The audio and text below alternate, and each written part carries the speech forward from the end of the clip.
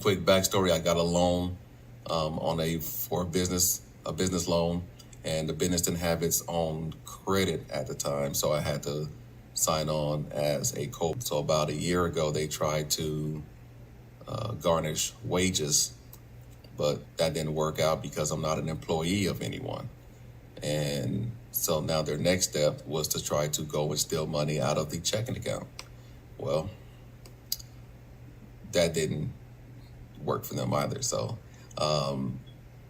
also, there was no funds placed on hold during this process. I have not heard anything from Wells Fargo, and I would anticipate that I would not hear anything from Wells Fargo because it's not my account. I'm the controller of the account, but my name is nowhere to be found on there. So I highly doubt that I will hear from anything in regards to this situation. But I do want to let people know that there was no funds placed on hold. Nothing, absolutely nothing. Let me get down to the proof and show you what's going on. Let's start with the account. Let me turn this around. Okay, that's Wells Fargo.